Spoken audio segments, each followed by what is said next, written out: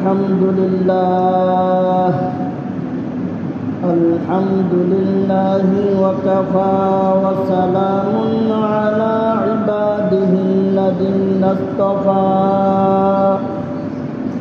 أما بعد فأعوذ بالله من الشيطان الرجيم بسم الله الرحمن الرحيم الذين يحملون العرش ومن حوله يسبحون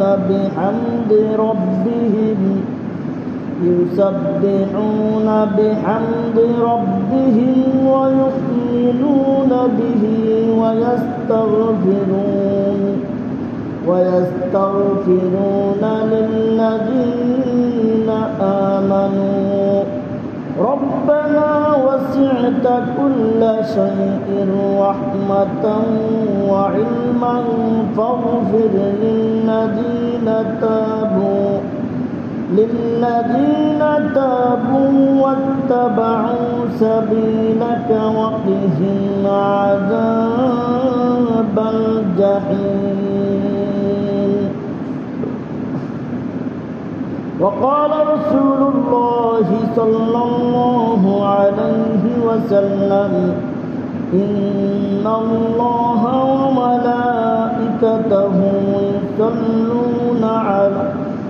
يصلون على الصف الأول.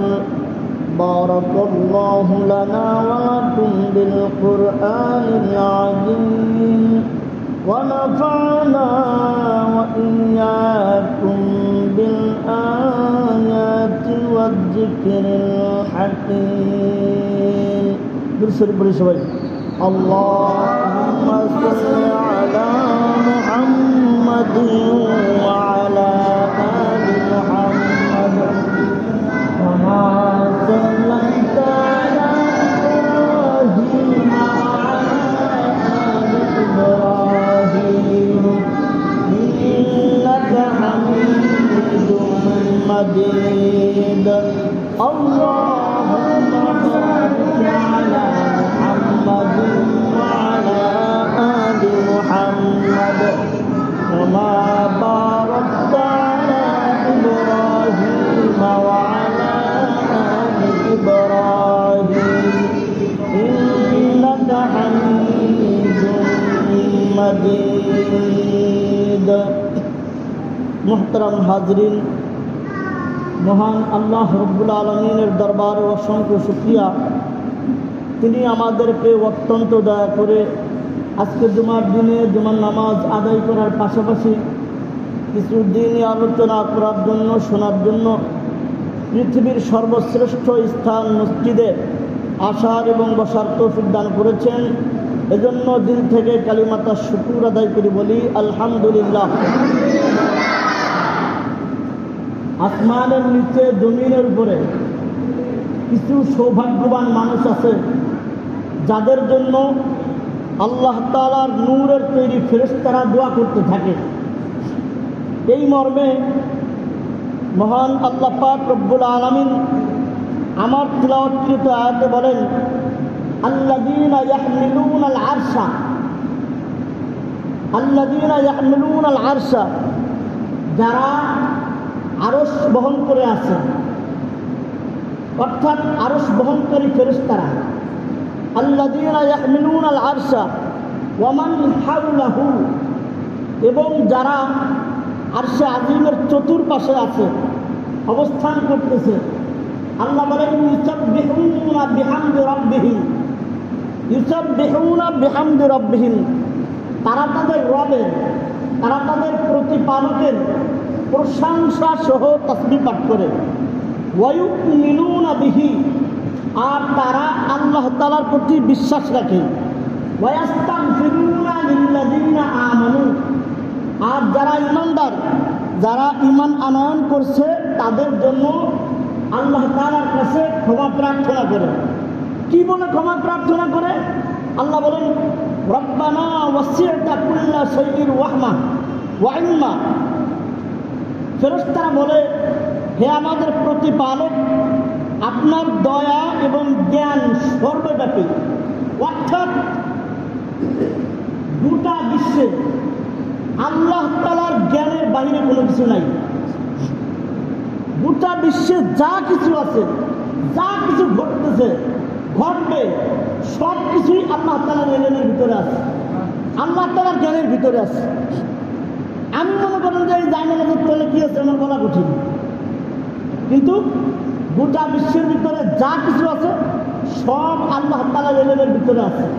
আল্লাহ তাআলার ইলম আর আল্লাহ তাআলার দয়া এই সব কিছুকে বেষ্টন করে রাখছে।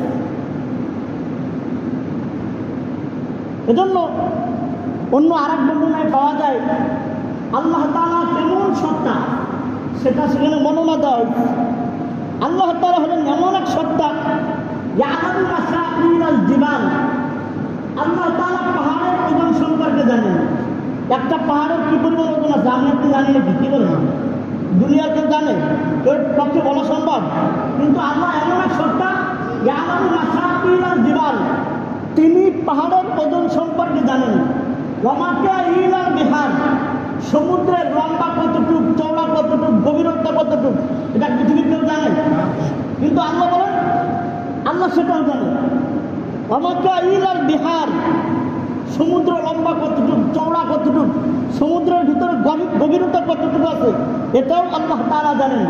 ওয়াআদাদা কদরিল আমতার, কিছুক্ষণ আগে বৃষ্টি হয়েছে বা এখনো আস্তে আস্তে বৃষ্টি হচ্ছে, কত ফুটা বৃষ্টি আকাশ থেকে জমিনে নামছে আপনারা কেউ বলতে পারবেন? আমি বলতে পারবো, কারো পক্ষে বলা সম্ভব না। কিন্তু আল্লাহ তাআলা জানেন যে কি পরিমাণ বৃষ্টির ফোঁটা আকাশ থেকে জমিনে বর্ষণ হয়েছে। ওয়াদাদা ওয়ারাবিল আশজার, দুনিয়াতে যত গাছ আছে এই গাছের মধ্যে যত পাতা আছে এই পাতার সংখ্যা কেউ জানে? জানা সম্ভব? কিন্তু আল্লাহ তাআলা এটাও জানে যে সারা দুনিয়ায় কি পরিমাণ গাছ আছে আর এই গাছে কি পরিমাণ পাতা আছে। এরপরে বলেন ওয়াদাদা মা আযলামা আলাইহিল লাইল, যার উপরে রাত্রের অন্ধকার ছেয়ে যায়, অর্থাৎ রাত্রিবেলা যখন সারা পৃথিবী অন্ধকার হয়ে যায়, অন্ধকার যে জিনিসগুলো ঠেকে নেয় এটাও আল্লাহ তাআলা জানেন। এরপরে ওয়াশরাকা আলাইহিন নাহার, দিনে যখন সূর্য ওঠে, এই সূর্য যে জিনিসের উপরে তার আলো ছড়ায়, সূর্য উদ্ভাসিত হয়, দিনের আলো উদ্ভাসিত হয়, এর ভিতরে কি কি আছে এটাও আল্লাহ তাআলা জানেন। এরপরে বলেন ওয়ালা তুয়ারি মিনহু সামাআন সামাআ, কিছুক্ষণ আগে বললাম যে জায়নামাজের তলে কি আছে এটা আমার পক্ষে বলা অনেকটাই অসম্ভব। আমি তার সব কিছু জানি তলে কি আছে, পিঁপড়ে থাকতে পারে বা ময়লা থাকতে পারে বা অন্য কিছু থাকতে পারে, এর বেশি আমি তো এটা বলতে পারতেছি। কিন্তু কিতাবে বলা হয়েছে ওয়ালা তুয়ারি মিনহু সামাআন সামাআ, যে একটা আকাশ, 7তম আকাশ আছে, কতটুক? 7 সামাওয়াতিন তিবাকা, 7তম আকাশ আছে। কিতাবে বলা হচ্ছে যে এক আকাশ আর এক আকাশকে আল্লাহ তাআলার দৃষ্টি থেকে অদৃশ্য করতে পারে না, ঢেকে রাখতে পারে না। এরপর বলেন ওয়ালা সামাউন সামাআ ওয়ালা আরদুন আরদা, এমনি ভাবে 7তম জমিন আছে, একটা তক্কার পরে একটা স্তরের পরে আরেকটা কি আছে, একটা জমিন আরেকটা জমিনকে আল্লাহ তাআলার দৃষ্টি থেকে আড়াল করতে পারে না। এরপরে বলেন ওয়ালা বাহরুন মা ফি পানি, বাহরুন মানে হলো সমুদ্র, সমুদ্রের তলদেশে কি আছে, সমুদ্রের তলদেশে কি আছে, সমুদ্র সেটাকে আল্লাহর দৃষ্টি থেকে আড়াল করতে পারে না। ওয়ালা জাবালুন মা ফি ওয়ানি, শক্ত পাহাড়ের ভিতরে কি আছে, এই পাহাড়টা তার ভিতরে অবস্থানকৃত জিনিসকে আল্লাহ তাআলার দৃষ্টির থেকে আড়াল করতে পারে না। হুয়াল হাজ্জুল কাইয়্যুম, হুয়াল হাজ্জুল কাইয়্যুম, আল্লাহ হলেন চিরঞ্জীব এবং সমগ্র সৃষ্টির নিয়ন্ত্রক। পৃথিবীতে যত সৃষ্টি আছে সব কিছুকে নিয়ন্ত্রণ করতেছেন কে? আল্লাহ তাআলা নিয়ন্ত্রণ করতেছেন। হুয়াল হাজ্জুল কাইয়্যুম লা তাখুযুহু সিনাতুন ওয়ালা নাওম, আল্লাহ তাআলার কখনো ঘুম আসে না, তন্দ্রাও আসে না, ঘুমও আসে না, ঘুমের ভাবও কখনো আসে না। আল্লাহ তাআলা এইরকম শক্তি নিয়ে অনাদি অনন্তকাল থেকে আছেন, এখনো আছেন, আর অনন্তকাল পর্যন্ত আল্লাহ তাআলা এইভাবেই থাকবেন। এটা হলেন আল্লাহ। সুবহানাল্লাহ বলবেন না? এটা হলো শক্তি। সামান্য কিছু বললেন আপনাদের সঙ্গে পেশ করলাম। তো ফেরেশতারা দোয়া করতে থাকে, রব্বানা ওয়াসি'তা কুল্লা শাইইন রাহমাতাও ওয়া ইলমা, হে আল্লাহ, হে আমাদের রব, আপনার দয়া, আপনার জ্ঞান সব কিছুকে বেষ্টন করে আছে। আপনার জ্ঞানের বাহিরে, আপনার দয়ার বাহিরে কিচ্ছু নাই। আল্লাহ তাআলার যদি দয়া না থাকতো, পৃথিবীর কোন সৃষ্টি এক মুহূর্ত বাঁচার সম্ভাবনা নাই। আছে নাকি? কি বলে? আল্লাহ তাআলার দয়ায় বেঁচে আছি আমরা। আল্লাহ তাআলার যদি দয়া না থাকতো, তাহলে আমরা এক মুহূর্ত বাঁচার ক্ষমতা রাখতাম না। এরপরে ফেরেশতারা বলেন, হে আল্লাহ, হে আমাদের প্রতিপালক, যেহেতু আপনার জ্ঞান, আপনার রহমত সবকিছুকে বেষ্টন করে আছে, অতএব ফাগফির লিল্লাযিনা তাবু ওয়াত্তাবাউ সাবিলাকা, যারা তওবা করে, যারা কি করে? তওবা করে এবং আপনার পথ অনুসরণ করে, আপনি তাদেরকে মাফ করে দেন। এরপরে বলেন ওয়াকিহিম আযাবাল জাহিম, আর আপনার জাহান্নামের আযাব থেকে তাদেরকে বাঁচায় দেন। এটা হলো কুরআন শরীফের আয়াতের কথা বললাম। এখানে মূল জিনিসগুলোর কথা বলা হয়েছে। কোনো মানুষের যদি ঈমান না থাকে, কোনো মানুষের যদি ঈমান না থাকে, তাহলে সে যত ভালো কাজই করুক, এটা আল্লাহ তাআলার দরবারে কি হবে না? কবুল হবে না, তার ক্ষমা নাই। ঈমানের বিপরীত হলো কুফর। কুফর, শিরিক এমন এক অপরাধ, এটা ক্ষমার অযোগ্য। আল্লাহ তাআলা এটা কখনো ক্ষমা করবেন না। এজন্য এদিকে ঈমানদারদের কথা বলা হয়েছে। মূল জিনিসটা কুরআন কারীমের মধ্যে বলা হয়েছে। এরপরে হাদিস শরীফের মধ্যে এরকম অনেকগুলো আমলের কথা বলা হয়েছে, যে আমলগুলো করার দ্বারা আল্লাহ তাআলা নূরের ফেরেশতারা তার জন্য দোয়া করতে থাকে। এরকম অনেকগুলো আমল আছে, তার মধ্য থেকে কিছু আপনাদের সামনে আমি পেশ করার চেষ্টা করব। খুব খেয়াল করে শুনবেন। এক নম্বর যে আমলের কারণে ফেরেশতারা দোয়া করে, সেটা হলো নামাজ শেষে ওযু সহ, নামাজ শেষে ওযু সহ নিজ স্থানে অবস্থান করা। রাসূল আকরাম সাল্লাল্লাহু আলাইহি ওয়াসাল্লাম বলছেন, তোমাদের মধ্যে যারা নামাজের পরে নিজ স্থানে অবস্থান করতে থাকে, আল্লাহ তাআলা ফেরেশতারা তাদের জন্য দোয়া করতে থাকে যতক্ষণ পর্যন্ত ওযু ভঙ্গ না হবে। যতক্ষণ পর্যন্ত ওযু ভঙ্গ না হবে। কি বলে দোয়া করে? ফেরেশতারা দোয়া করে, হে আল্লাহ, এই ব্যক্তিকে আপনি ক্ষমা করে দেন, এই ব্যক্তির প্রতি আপনি দয়া করেন। অনেককেই দেখা যায় যে সালাম ফিরানোর সাথে সাথে দৌড়, সালাম ফিরানোর সাথে সাথে দৌড় দেয়। প্রয়োজন থাকলে যাবেন, সমস্যা নাই, নিষেধ নাই, কিন্তু চেষ্টা করবেন কিছু সময় অবস্থান করা। কমপক্ষে তাসবিহ ৫ পাঠ করেন, ৩৩ বার সুবহানাল্লাহ, ৩৩ বার আলহামদুলিল্লাহ, ৩৪ বার আল্লাহু আকবার, কমপক্ষে এটা পড়েন, কিছু সময় অবস্থান করেন। ফেরেশতাদের দোয়ার ভাগীদার আপনিও হয়ে যান। যেন কিছু সময় অবস্থান করা। অনেক মানুষ আছে আসলে কোনো কাজ নাই, সালাম ফিরিয়ে দেব, যা দেখতে ওই দাঁড়ায় আছে, হয়তো চাঁদখানে যায় বলছে, কোনো কাজ নাই, কিন্তু তাদের কথা বলতেছে। কাজ থাকলে আপনি যান, এতে শরীয়তে কোনো নিষেধাজ্ঞা নাই। কাজ নাই, কিছুক্ষণ বসেন। আজকে আপনি সুস্থ সবল, আপনি ইবাদত বন্দেগী করতেছেন না, একটা সময় আসবে আপনার ইবাদত বন্দেগী করতে মন চাবে, অশেষ সময় আপনি পাইবেন, আনলিমিটেড সময় পাবেন, কিন্তু ইবাদত বন্দেগী করতে পারবেন না। এরকম একটা সময় আসবে। আপনার আমার বয়সে বহু মানুষ কবরে শুয়ে শুয়ে একটা সেজদার জন্য আফসোস করতেছে, আর দুনিয়ায় যদি আরেকটা সেজদা বেশি দিয়ে আসতে পারতাম। আর যারা মোটা দেয় তাদের কি অবস্থা হবে আল্লাহ জানে। কবরে শুয়ে শুয়ে তারা আফসোস করতেছে, আহারে দুনিয়ায় যদি আরেকটা সেজদা দিয়ে আসতে পারতাম। একটা সময় আসবে যে আপনার হাতে অনেক সময় থাকবে, আপনি ইবাদত বন্দেগী করতে পারবেন না। বহুত মানুষ ঘর পড়ে আছে, নাকি বলেন? ঘরে পড়ে আছে, মন চাইলে ইবাদত বন্দেগী করতে পারতেছে না। আমি আপনি যেভাবে নামাজ পড়তে পারতেছি, রুকু সিজদা সহকারে, ঘরে পড়া লোকটা মাজুর ব্যক্তি, অপারক ব্যক্তি, সে কি আমার মতো আপনার মতো সিজদা দিতে পারতেছে, নামাজ পড়তে পারতেছে? এরপরে যখন কবরে চলে যাবে, হাজার হাজার বছর কবরে শুয়ে থাকতে হবে। সময় তো আছে, কিন্তু ইবাদত করার সুযোগ আছে। কিয়ামতের দিনের কথা বলা হয়েছে কুরআনুল কারীমের মধ্যে, ৫০,০০০ বছর সমান হবে কিয়ামতের দিনটা। আনলিমিটেড সময় আপনার হাতে থাকবে, কিন্তু ইবাদত করা যাবে? কি বলেন? কবরে বসে ইবাদত বন্দেগী করা যাবে না। আর যদিও করা যায়, আল্লাহ তাআলার বিশেষ কিছু বান্দারা কবরে ইবাদতের সুযোগ পাইছে, কিন্তু ওই ইবাদতের কোনো সওয়াব নেই। ওই ইবাদতের কি নাই? কোনো সওয়াব নাই। এক ব্যক্তি এক কবরের পাশ দিয়ে যাইতেছে, হঠাৎ করে শুনতেছে কুরআনুল কারীমের আওয়াজ আসতেছে কবরের থেকে। ওই সূরা মুলক তেলাওয়াত করতেছে, তাবারাকাল্লাযী বিয়াদিহিল মুলক ওয়া হুয়া আলা কুল্লি শাইইন কাদির। তা আমরা যখন কোনো আশ্চর্য জিনিস দেখি, আমরা সুবহানাল্লাহ, এরকম আশ্চর্য হয়ে সুবহানাল্লাহ বলি কিনা? কি বলেন? ওই পথিক এই কবরের আওয়াজ শুনে, সূরা মুলকের তেলাওয়াত শুনে সুবহানাল্লাহ বলে আওয়াজ দিচ্ছে। এখন শুনে ওই কবর থেকে আওয়াজ আসতেছে, কবরওয়ালা বলতেছে, হে পথিক, আমি এইভাবে কুরআনুল কারীমকে একবার দুইবার নয় ৫,০০০ বার কুরআনুল কারীম খতম করছি। তুমি আমার ওই ৫,০০০ বার নিয়ে যাও, আর তুমি যে একবার সুবহানাল্লাহ বলছো, ওই একবার সুবহানাল্লাহ আমারও দিয়ে দাও। তার কারণ হলো, আমি এই কবরে বসে বসে যদি কিয়ামত পর্যন্ত কুরআন তেলাওয়াত করি, আমার এই কুরআন তেলাওয়াতের কোনো সওয়াব নাই। কিন্তু তুমি যে দুনিয়ায় বসে একবার সুবহানাল্লাহ বলছো, তোমার এই একবার সুবহানাল্লাহর দাম আছে। তোমার একবার সুবহানাল্লাহর দাম আছে। কিন্তু আমি যদি কবরে শুয়ে শুয়ে এইভাবে কিয়ামত পর্যন্ত কুরআন তেলাওয়াত করি, এর কোনো সওয়াব নাই। তুমি আমার একবার সুবহানাল্লাহ দিয়ে দাও, আর ৫,০০০ বার কুরআন খতম নিয়ে দাও। তুমি না আমার কুরআনুল কারীম খতম করা শুনে সুবহানাল্লাহ বলে আওয়াজ দিচ্ছে। এজন্য সময় থাকতে ইবাদত বন্দেগী করতে হবে।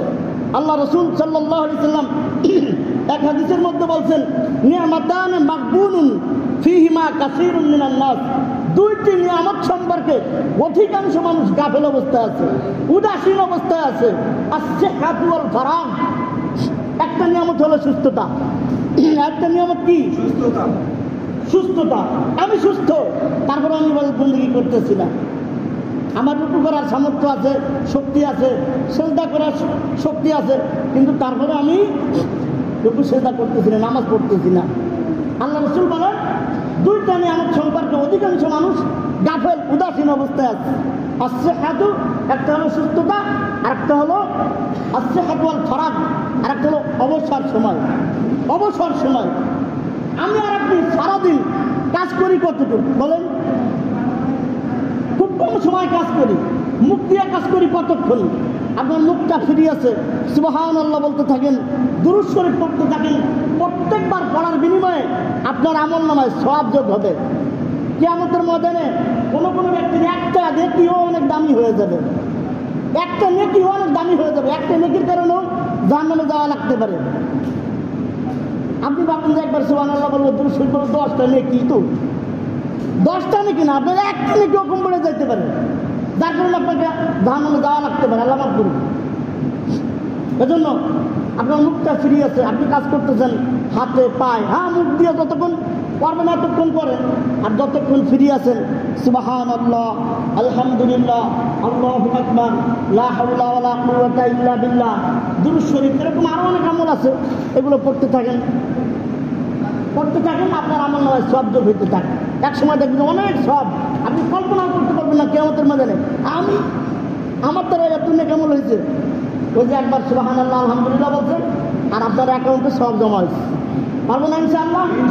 আল্লাহ তাআলা আমাদেরকে তৌফিক দান করুন। আমার মূল যে কথাটা ছিল যে নামাজের পরে ওযু অবস্থায় নিজ স্থানে অবস্থান করা, এটা যদি কেউ অবস্থান করে, যতক্ষণ পর্যন্ত ওযু ভঙ্গ না হবে এতক্ষণ পর্যন্ত আল্লাহর ফেরেশতারা তার জন্য দোয়া করতে থাকবে, আল্লাহ তুমি এই ব্যক্তিকে মাফ করে দাও, তুমি এই ব্যক্তির প্রতি দয়া করো। এজন্য আমাদের যাদের সুযোগ থাকে নামাজের পরে কিছু সময় হলেও আমরা অবস্থান করব। আল্লাহ তাআলা আমাদেরকে তৌফিক দান করুন। এরপরে আসেন ফেরেশতাদের দোয়া পাওয়ার আর একটা গুরুত্বপূর্ণ এবং সহজ আমল, গুরুত্বপূর্ণ কিন্তু সহজ আমল, সেটা হলো রোগী দেখা, রোগীর সেবা করা। যারা রোগীর সেবা করে, রোগী দেখতে যায়, এদের জন্য আল্লাহ তাআলা ফেরেশতারা দোয়া করতে থাকে। হাদিস শরীফের মধ্যে আসছে, যখন কোনো বান্দা কোনো রোগী দেখতে যায়, রোগীর সেবা করতে যায়, তখন ৭০,০০০ ফেরেশতা, কত হাজার ফেরেশতা? ৭০,০০০ ফেরেশতা ওই ব্যক্তির জন্য দোয়া করতে থাকে। আর তার জন্য জান্নাতের মধ্যে একটা বাগান নির্ধারণ করা হয়। জান্নাতের মধ্যে একটা কি নির্ধারণ করা হয়?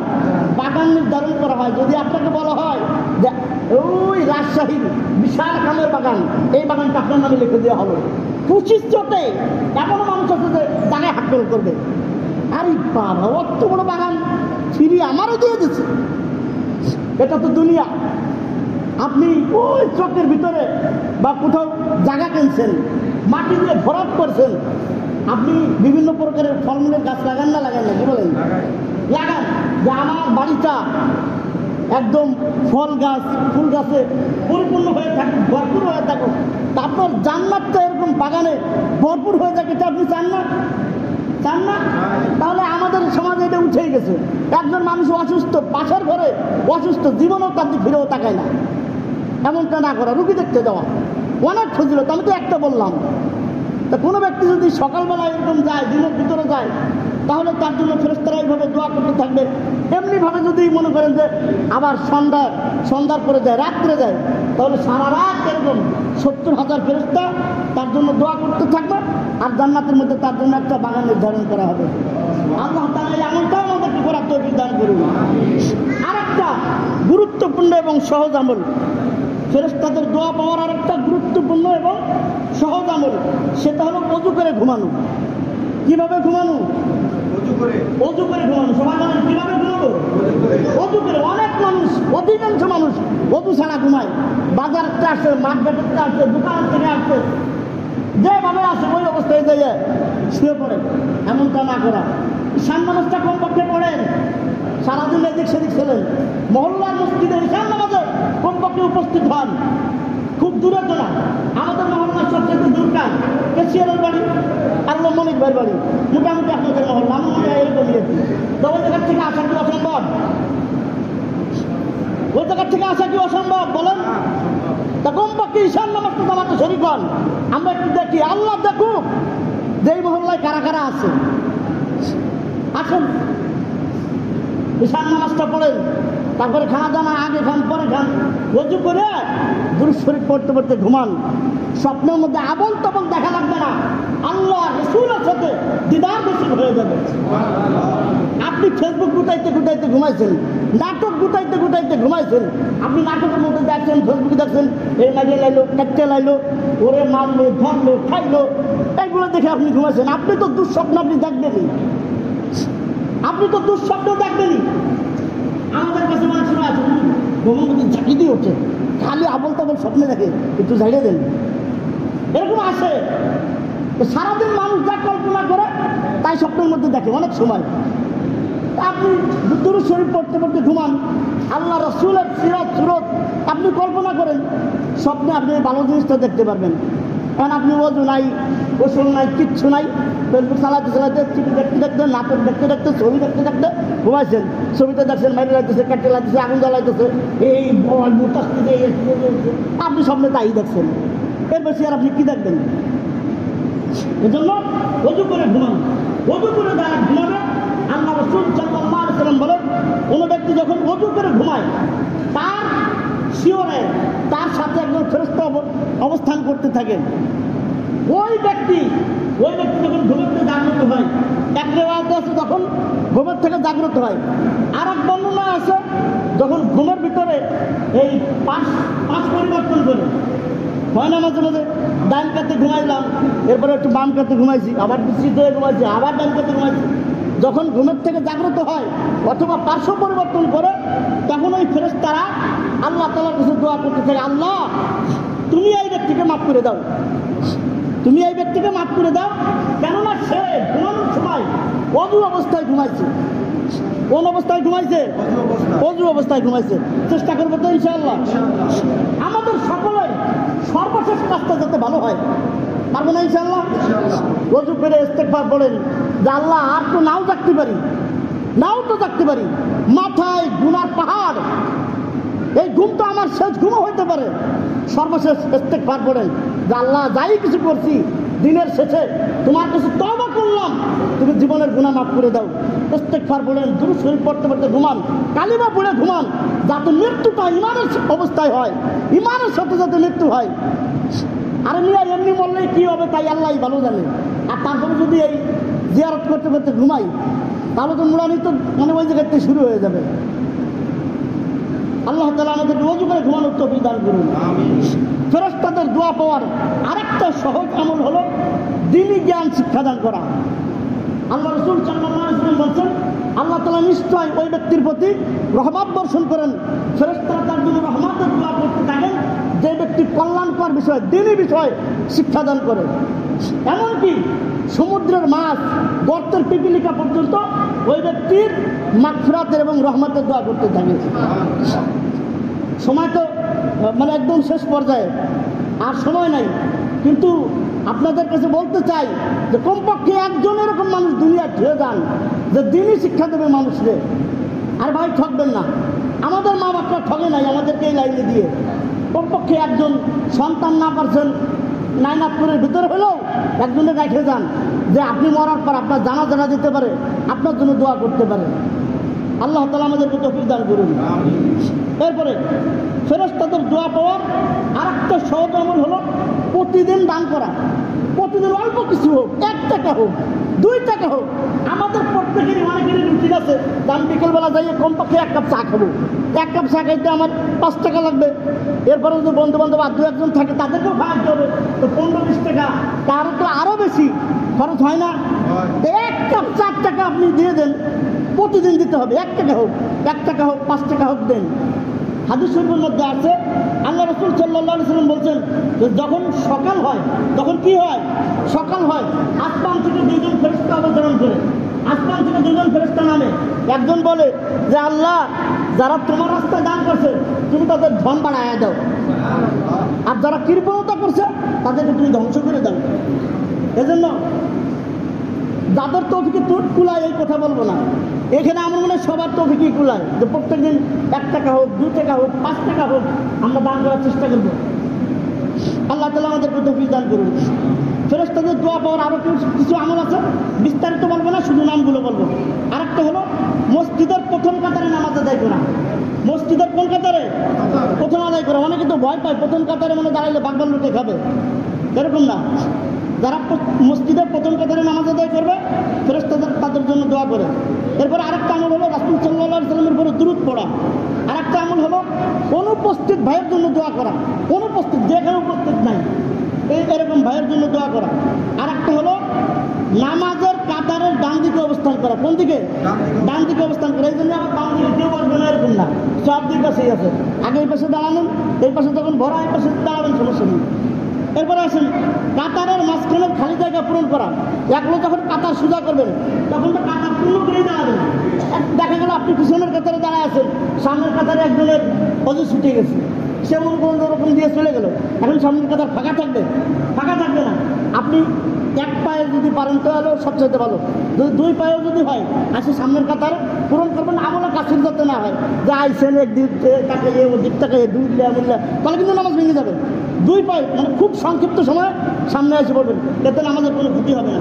এরপরে সর্বশেষ যে আমলটা সূরা হাশরের 16 আয়াত তেলাওয়াত করা। সূরা হাশরের 16 আয়াত তেলাওয়াত করা। যে ব্যক্তি ফজরের নামাজের পর আউযু বিল্লাহি সামিউল আলিম মিনাশ শাইতানির রাজিম এটা 3 বার পড়ার পর সূরা হাশরের 16 আয়াত পড়বে, 70,000 রহমতের ফেরেশতা ফজর থেকে নিয়ে মাগরিব পর্যন্ত তার জন্য রহমতের দোয়া করতে থাকবে।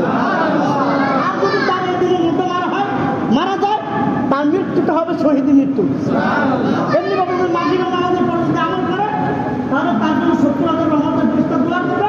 আর রাত্রের ভিতরে যদি মারা যায় ফজর পর্যন্ত তাহলে তার মৃত্যুটা হবে শহীদি মৃত্যু। আল্লাহ তাআলা আমাদেরকে এই আমলগুলো করার তৌফিক দান করুন। সকলে বলে আমিন। ওয়া আখিরু দাওয়ানা আলহামদুলিল্লাহি রাব্বিল আলামিন।